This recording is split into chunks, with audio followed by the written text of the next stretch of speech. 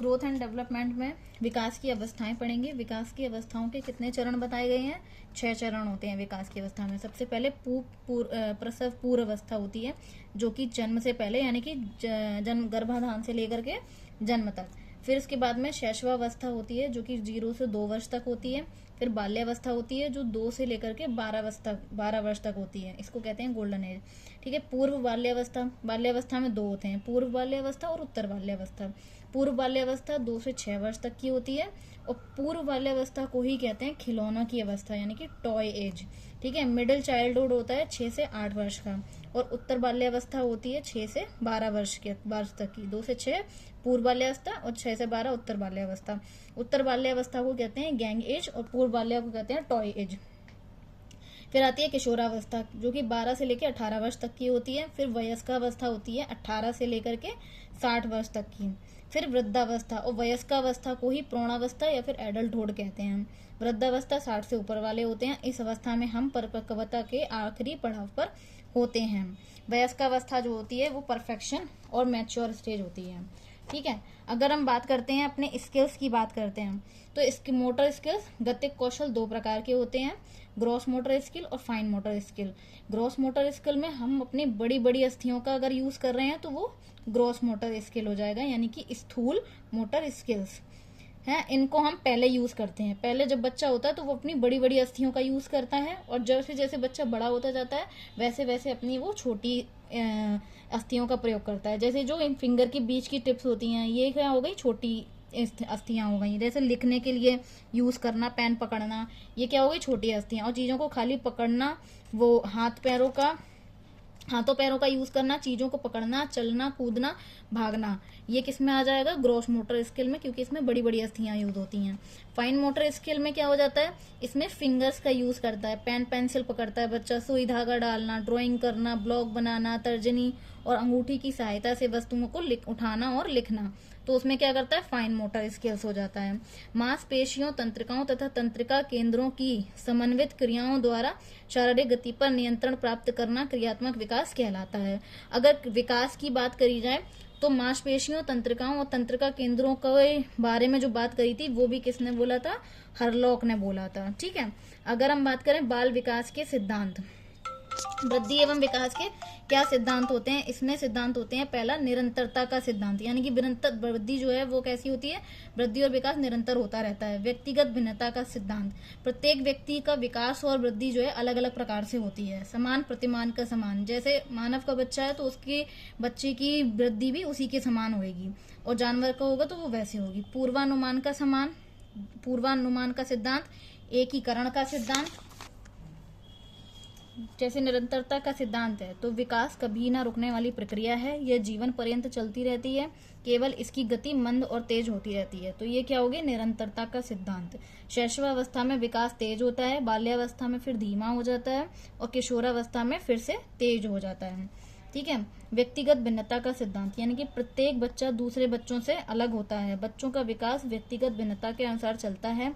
किसी में विकास की गति तेज होती है और किसी में विकास की गति कम होती है। बाल्यावस्था में भाई बहन का सबसे ज्यादा झगड़ा करते हैं, एक दूसरे की मारपीट करते हैं, जबकि किशोरावस्था में लड़ाई में क्या कर देते हैं? वो बात करना बंद कर देते हैं।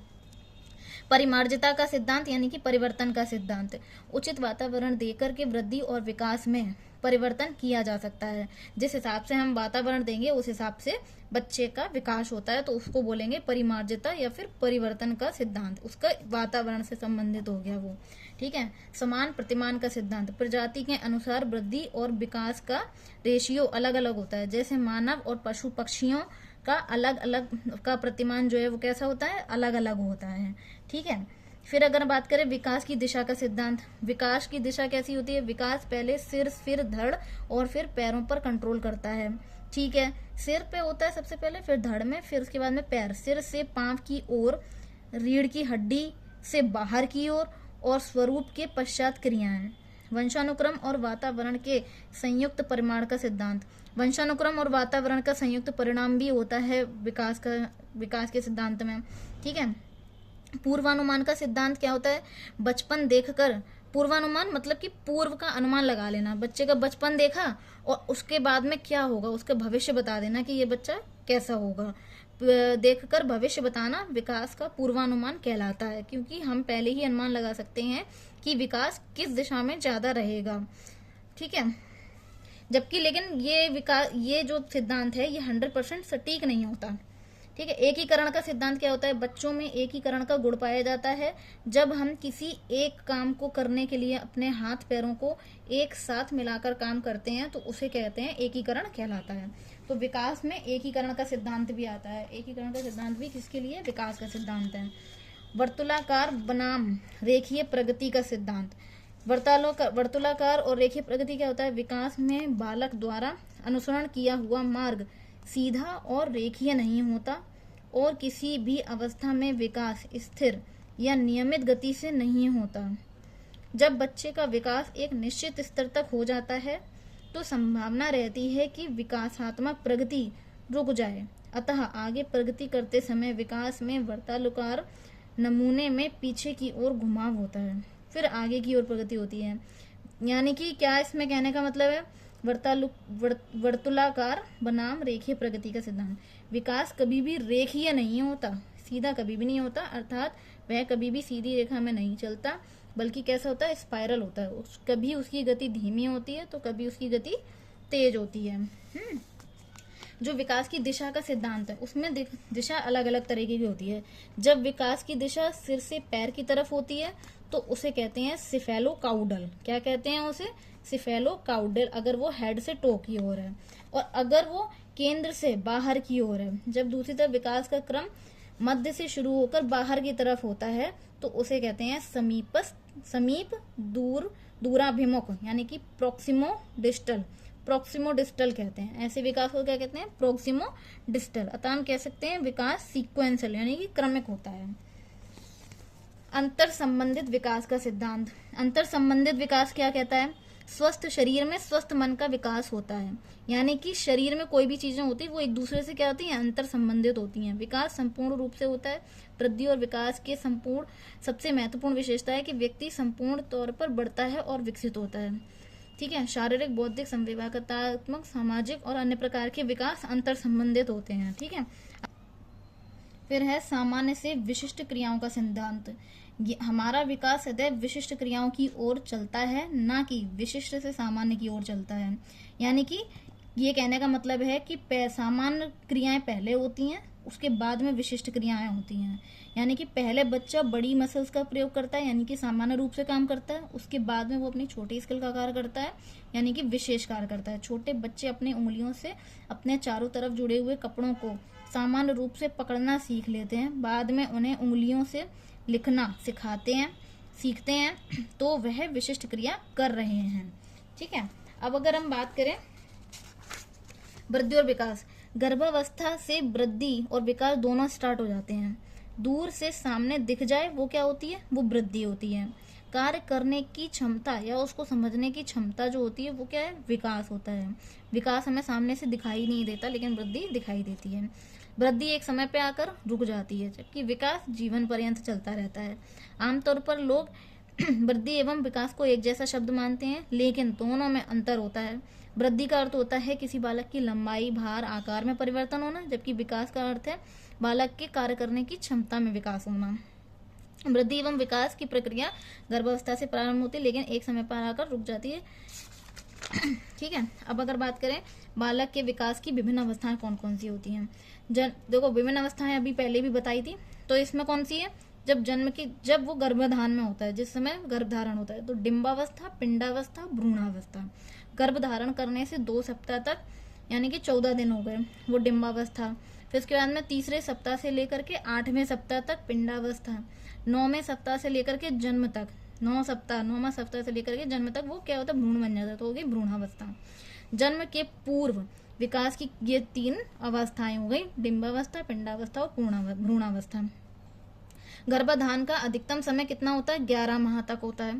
सामान्य समय होता है 9 माह 10 दिन होता है। ठीक है, न्यूनतम समय कितना होता है? 6 माह, यानी कि 180 दिन होते हैं। इसमें 280 दिन हो गए। ठीक, फिर शैशवावस्था होती है जो कि 0 से 2 वर्ष तक पहली अवस्था होती है शैशवावस्था। वैसे तो शैशवावस्था 0 से 6 वर्ष की होती है, लेकिन अगर कभी कभी पेपर में 0 से 2 वर्ष आ जाए और 2 से लेकर के 6 वर्ष तक को कहते हैं पूर्व बाल्यावस्था। तो शैशवावस्था तुम्हारी कितनी हो गई? 0 से लेकर के 6 वर्ष तक की। सबसे ज्यादा इसमें अनुकरण के द्वारा सीखता है बच्चा। फिजिकल और मेंटल डेवलपमेंट बहुत तेजी से होता है, उसका शारीरिक विकास बहुत तेज होता है। सबसे तेज होता है शैशवावस्था में, सबसे तेज, फिर बाल्यावस्था में धीमा हो जाता है, फिर किशोरावस्था में तेज हो जाता है। अगर मानसिक विकास की करें तो मानसिक विकास में भी इसमें सबसे तेज होता है। पूरे जीवन का आधा मानसिक विकास 3 से 4 साल में हो जाता है। मस्तिष्क में परिपक्वता बाल्यावस्था में आने लगती है और पूर्ण रूप से परिपक्वता जो होती है वो किशोरावस्था में। मस्तिष्क जो है वो पूरी रूप से विकसित हो जाता है। पूरे जीवन का आधा मस्तिष्क का विकास कब हुआ? शैशवावस्था में। उसमें परिपक्वता आना शुरू हुई बाल्यावस्था में और पूरी तरह से परिपक्व हुआ कब? किशोरावस्था में। इसमें सीखने की तीव्रता कैसी होती है? सबसे ज्यादा सीखता है बच्चा, दोहराने की उसकी प्रवृत्ति होती है, कुछ बोलोगे तो वो भी दोहराएगा। उसमें जिज्ञासा की प्रवृत्ति होती है, हर चीज को जानना चाहता है। जिज्ञासा की प्रवृत्ति होती है शैशवावस्था में, लेकिन प्रबल रूप से जो जिज्ञासा पाई जाती है वो बाल्यावस्था में। बाल्यावस्था में बच्चा बोलता ही रहेगा, क्वेश्चन ही करता रहेगा, क्वेश्चन का सही आंसर लेकर मानता है, खिलौने का पोस्टमार्टम कर देगा वो कोई चीज जानने के लिए, क्योंकि उसमें जिज्ञासा होती है। सामाजिक भावना का विकास प्रारंभ में नहीं होता। सामाजिक भावना 0 से 2 वर्ष तक बच्चे में कोई सामाजिक भावना नहीं होगी, वो सभी को मारेगा और चिल्लाएगा उसके बाद में। लेकिन शैशवावस्था के अंत के समय में बच्चे में सामाजिक भावना आने लगती है। ठीक है, फिर अगर हम बात करते हैं नैतिक भावना का, शैशवावस्था में बालक कैसा होता है? उसमें कोई नैतिक भावना नहीं होती है। ठीक है, शैशवावस्था में बालक स्वार्थी होता है और कोई उसमें नैतिक भावना नहीं होती। काम प्रवृत्ति की भावना अगर कहें तो शैशवावस्था में पाई जाती है और किशोरावस्था में पाई जाती है। बाल्यावस्था में काम प्रवृत्ति की भावना नहीं पाई जाती। ठीक है, काम प्रवृत्ति शब्द का प्रयोग किसने किया था? सिगमंड फ्राइड ने किया था। और लड़के का माँ के प्रति जो प्रेम होता है उसे कहते हैं ओडिपस। लड़के ही तो होते हैं जो ओडी खरीद सकते हैं, तो उसको क्या होता है माँ के प्रति प्रेम? ओडिपस भाव। ओडिपस ग्लैंड एक्टिव होती है उनमें। और लड़कियां क्या होती हैं? लड़कियों अपने पिता के लिए क्या करती हैं? इलेक्ट्रॉल घोल के देती हैं कि लो पापा तुम इलेक्ट्रॉल पी लो। तो वो क्या होगा? लड़की का पिता के प्रति जो प्रेम होता है वो इलेक्ट्रा ग्लैंड एक्टिव होने की वजह से होता है। ठीक है, 1 साल के बाद बच्चा मानसिक क्रियाओं का भी सहारा लेना शुरू कर देता है, जब वो 1 साल के बाद हो। ठीक है, स्व प्रेम की भावना होती है बच्चे में। जब बच्चा छोटा होएगा शैशवावस्था में तो उसे जो लगेगा कि मेरे मम्मी पापा हैं, कोई और उन्हें प्यार ना, वो किसी और को प्यार ना करें, तो ये चाहेगा। तो उसमें क्या होता है? स्व प्रेम की भावना होती है, उसको नार्सिसिज्म भी कहते हैं। दूसरों पे बच्चा निर्भर होता है, सारे काम उसके कौन करते हैं? उसके मम्मी पापा करते हैं शैशवावस्था में। और बाल्यावस्था में अपने काम स्वयं करना पसंद करता है, हर काम वो कहेगा हम करेंगे मम्मी। ठीक है, और संवेगों का प्रदर्शन कैसे करता है? जन्म के समय बालक जो है सभी व्यवहार संवेग जो भी होते हैं वो उत्तेजना के रूप में प्रकट करता है। जन्म के समय रोना, चिल्लाना, हंसना, पैर पटकना इस तरीके से करेगा, यानी कि और कब तक? 2 वर्ष तक। और 2 वर्ष से वो अपने संवेगों का प्रदर्शन करने लगता है। 2 वर्ष तक वो संवेगों का कोई प्रदर्शन नहीं करता। किस रूप में करता है? उत्तेजना के रूप में संवेगों को प्रदर्शित करता है। 2 वर्ष के बाद में कैसा करता है? संवेगों को प्रदर्शित करता है भय, क्रोध, प्रेम और पीड़ा। केवल 4 संवेग प्रदर्शित करता है। भय, उसको ना डरा दो तो डर जाएगा 2 साल के बाद बच्चा, उसको गुस्सा आएगा, उसको कभी कभी लाड़ प्यार करेगा, कहीं लग जाएगी तो रोने लग जाएगा। ठीक है, 20वीं शताब्दी बालक की शताब्दी है। ये बात किसने कही थी? क्रो एंड क्रो ने कही थी। ठीक है, सबसे ज्यादा प्रयोग कब करे गए बच्चों पे? 2020 में करे गए, तो इसलिए इसको क्या करा गया? 20वीं शताब्दी में कौओं ने बालकों पर अटैक कर दिया था 20वीं शताब्दी में। तो 20वीं शताब्दी की अगर बात करी जाए, बालकों की शताब्दी, किस बालक की बात अगर 20वीं शताब्दी में करी जाए तो वो किसने कही है? क्रो एंड क्रो ने। शैशवावस्था सीखने का आदर्श काल है। अगर आदर्श सबसे ज्यादा बच्चे कब बनते हैं? जब वैलेंटाइन डे होता है। वैलेंटाइन डे पे क्या होएंगे? फूल लेके जाएंगे, अच्छे से बात करेंगे, बहुत आदर्श बनते हैं। तो आदर्श काल की बात की जाए तो किसने कही है ये बात? वैलेंटाइन ने कही है। ठीक, शैशवावस्था में काम प्रवृत्ति की भावना की अधिकता पाई जाती है। काम प्रवृत्ति शब्द का यूज किसने किया था? सिगमंड फ्राइड ने। ठीक, मनुष्य को जो कुछ बनना होता है 4-5 वर्ष में ही बन जाता है। ये बात भी किसने कही थी? सिगमंड फ्राइड ने कही थी कि 4-5 साल में ही बच्चा बन जाता है जो बनना होता है उसे। ठीक है, शैशवावस्था में शिक्षा कैसी होती है? कैसी देनी चाहिए? उसे उचित वातावरण प्रदान करना चाहिए, उचित रूप से पालन पोषण करना चाहिए, स्नेहपूर्ण व्यवहार करना चाहिए, उसकी जिज्ञासाओं को शांत करना चाहिए, आत्म प्रदर्शन के अवसर देने चाहिए, करके सीखने की आदत डालनी चाहिए। बाल्यावस्था होती है 6 से 12 वर्ष तक की। इसमें क्या होता है विद्यालय प्रारंभ की अवस्था कहते हैं। जब बच्चा बालक होता है 6 साल में तो एडमिशन होता है, इसलिए इसे क्या कहते हैं, विद्यालय प्रारंभ की अवस्था है। शिक्षा प्रारंभ की अवस्था, यह बालक के विकास की दूसरी अवस्था है, जिस अवस्था में बालक के अंदर बहुत सारी विशेषताएं देखने को मिलती हैं। मनोवैज्ञानिकों ने इसके कई नाम बताए हैं बाल्यावस्था के। पहले तो शिक्षा प्रारंभ की अवस्था हो गई और विद्यालय प्रारंभ की अवस्था हो गई। इसे क्या कहते हैं, इसमें बच्चा एकदम खूब अच्छे से तैयार कर दिया जाता है तो वो स्मार्ट लगता है, इसलिए इसे क्या कहते हैं, स्मार्ट एज। बाद में वो खेल कूद के गंदे कर लेता कपड़ा, इसलिए इसे क्या कहते हैं, डर्टी स्टेज।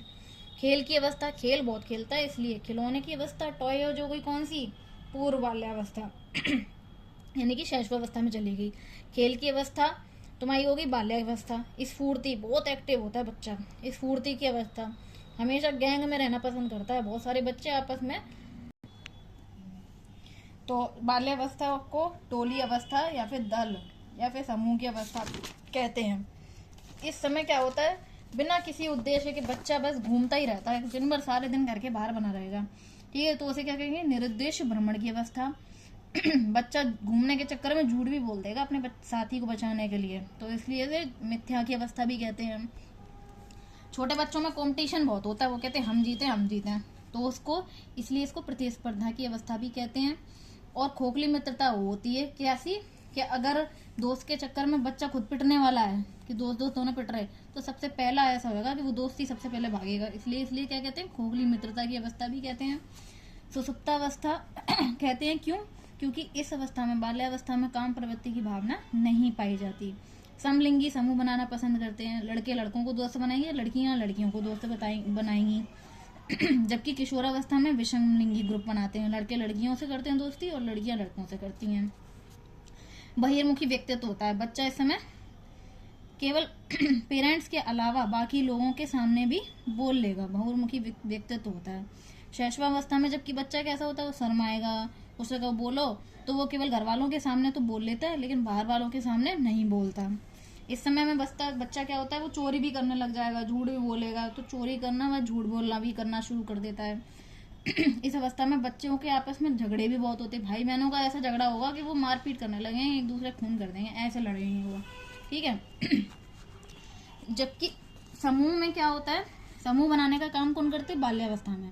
इसमें क्या होगा, खोखली मित्रता होगी, जब वो सबसे पहले बच्चा भाग जाएगा अगर कोई प्रॉब्लम पड़ेगी। जबकि समूह का सक्रिय सदस्य जो होता है वो कब होता है, बच्चा किशोरावस्था में होता है। समूह का सक्रिय सदस्य कब बनता है, किशोरावस्था में। बाल्यावस्था की विशेषताएं क्या होती हैं, शारीरिक विकास, मानसिक विकास में परिपक्वता आने लगती है, हड्डियां मजबूत हो जाती हैं। तेज होता है कहाँ पे, शैशवावस्था में। परिपक्वता आना स्टार्ट हो जाती है बाल्यावस्था में, और पूर्ण रूप से परिपक्वता कब आती है, जब बच्चा किशोरावस्था में जाता है, ठीक है। चंचलता कम होने लगती है बच्चे में, मूर्त चिंतन करने लग जाते हैं, ठीक है। जिज्ञासा की बहुत ज्यादा प्रबलता होती है बाल्यावस्था में, क्वेश्चन ही करता रहता है बच्चा जब देखो तब। उसमें आत्मनिर्भरता की भावना होती है अपने काम खुद करता है बच्चा। रचनात्मक कार्यों में वो रुचि लेने लगता है। बालक कैसा क्या करता है रचनात्मक कार्यों में, बालक जो है वो पिता को देख कर काम करेगा। अगर बालक के पिता ऑफिस जा रहे हैं तो वो खुद भी ऑफिस जाने की एक्टिंग करने लगेगा। लड़कियां क्या करती हैं, अपने माता को देख करके कार्य करने लगती हैं। वो किचन में खाना बना रही होंगी तो बच्ची भी क्या करेगी, किचन में खाना बनाने लगेगी। यथार्थवादी दृष्टिकोण होता है, जो माता पिता को देख करके कार्य करने लगते हैं उसे कहते हैं रचनात्मक कार्यों में रुचि लेना। यथार्थवादी दृष्टिकोण बनने लगता है, जो दिखता है वही सत्य है, जो बच्चे को दिख रहा होगा उसी को सच मानेगा, ये तो उसको क्या कहते हैं, यथार्थवादी दृष्टिकोण कहते हैं। नैतिक तथा सामाजिक गुणों का विकास होने लगता है। बच्चा जो क्या करता है कोई घर में आएगा तो मम्मी पापा कहेंगे नमस्ते करो तो वो नमस्ते भी कर लेगा, बोलेगा चालेगा, ठीक है। तो उसमें क्या होता है, नैतिक गुण का विकास होने लग जाता है, सामाजिक गुणों का भी विकास होता है। संग्रह प्रवृत्ति, बच्चे खिलौने पता नहीं क्या क्या चीजें होंगी, सब अटरन सटरन सब कुछ कलेक्ट करने लग जाता है। तो इस अवस्था को क्या कहते हैं, संग्रह प्रवृत्ति की भावना भी कब होती है, बाल्यावस्था में होती है। बालक बालिकाएं अपनी मूल प्रवृत्ति के अनुसार वस्तुओं का संग्रह करते हैं। इसमें काम प्रवृत्ति की न्यूनता होती है। बाल्यावस्था की शिक्षा कैसी होती है? शारीरिक एवं मानसिक विकास पर बल देना चाहिए, बाल मनोविज्ञान पर आधारित शिक्षा देनी चाहिए, सामूहिक भावनाओं का विकास करना चाहिए, रोचक पाठ्य सामग्री पढ़ानी चाहिए, रचनात्मक कार्यों की व्यवस्था करनी चाहिए, भाषा विकास पर बल देना चाहिए, खेल के द्वारा शिक्षा प्रदान करनी चाहिए। ठीक है, फिर इसके बाद में आ जाओ बाल्यावस्था को जीवन का निर्माणकारी काल कहा गया है। ठीक है, अगर हम कोई खाना, जैसे हम खाने का निर्माण कर रहे हैं तो उसके लिए हम क्या करते हैं? फ्राई करते हैं। तो निर्माण की बात अगर कौन करेगा तो वो किसने करी है? सिगमंड फ्राइड ने करी है। बाल्यावस्था को जीवन का अनोखा काल कहा है। अनोखा काल किसने कहा है? अनोखा तो केवल एक ही चीज होती है जो ब्रश करते हैं हम लोग, वो तो ब्रश करना अनोखा की बात अगर कही है तो किसने कही है? कार्ल एंड ब्रुश ने। ठीक, फिर अगर हम बात करते हैं किशोरावस्था, किशोरावस्था होती है 12 से लेके 18 वर्ष तक। इस अवस्था में क्या होता है? बालक अपने संवेगों पर कंट्रोल खो देता है। किशोरावस्था को अपराध प्रवृत्ति का नाजुक समय किसने कहा है? वैलेंटाइन ने कहा है। विद्रोह की अवस्था भी इसको किसने कहा है? वैलेंटाइन ने कहा है। ठीक है, किशोरावस्था को संघर्ष, तूफान और तनाव एवं विरोध की अवस्था किसने कहा है? संघर्ष, तनाव, तूफान की बात किसने करी है? स्टैनले हॉल ने करी है। लेकिन नाजुक किसने कहा है? वैलेंटाइन का समय जो होता है ना, वैलेंटाइन डे, वो बहुत नाजुक टाइम होता है। इस टाइम पे बहुत पार्क में वो पकड़े भी जाते हैं, तो बहुत नाजुक टाइम होता है। तो नाजुक बात कही किसने? वैलेंटाइन ने। संघर्ष, तूफान की बात किसने कही? स्टैनले हॉल ने। किशोरावस्था शैशवावस्था की पुनरावृत्ति है। पुनरावृत्ति की बात किसने कही? रॉस ने किसकी बात कही? पुनरावृत्ति की बात कही है।